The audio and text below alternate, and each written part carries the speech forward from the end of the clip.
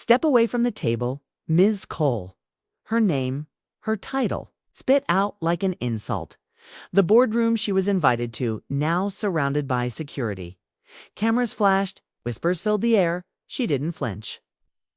Not when the billionaire patriarch accused her of fraud. Not when investors looked away. Because in her briefcase was the kind of truth that could break empires and in a few minutes. It would. This is the story of a CEO the Whitmores tried to destroy, until she turned their world upside down. Welcome, story lovers. From where are you watching? Drop your city name in the comments so we can see how far our story travels. Drayana Cole was no stranger to breaking barriers, from a childhood in a small Atlanta neighborhood to becoming CEO of a thriving tech empire. She had earned every inch of her success. Now she stood on the brink of the biggest deal of her career, a partnership with the Whitmore Group, a billionaire white family whose empire spanned continents. Their estate was a fortress of power, marble floors, cold accents, and eyes that scanned her like she didn't belong. Charles Whitmore Sr. welcomed her with a smile that didn't reach his eyes. His daughters glanced at each other, smirking as if they already knew the outcome. Adriana ignored the undercurrent. She had faced worse and won.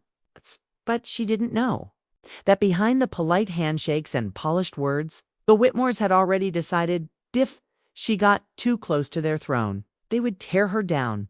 The first weeks of negotiation were a test of patience. Adriana's proposals were interesting but too ambitious. Data she presented was questioned without reason. Behind closed doors, rumors spread, whispers about her past, her competence, even her right to be at the table. It escalated. Quietly at first, missed emails, forgotten invitations to critical meetings. Then came the sabotage. A leaked report, doctored to make her look like she'd manipulated financial records, landed in the media. Investors panicked. Stock prices wavered. Adriana traced the leak to someone inside the Whitmore circle.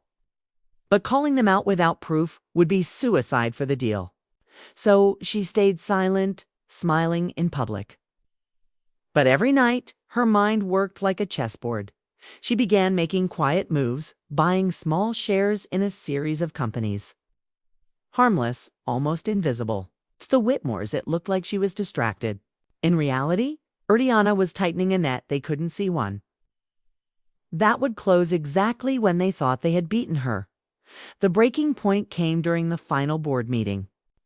Charles Sr. stood before the press, announcing that the Whitmore Group was reconsidering their partnership with Adriana due to ethical concerns. Gasps rippled through the room. Cameras flashed. Adriana stepped forward, calm but electric. Interesting timing, she said, unveiling a thick folder.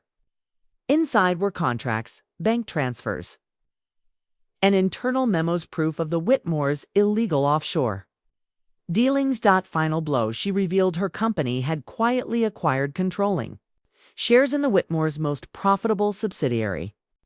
Effective immediately, she wasn't their partner. She was their boss. The room fell silent. Reporters swarmed. Hello. The Whitmores stood frozen, their empire dented in one strike.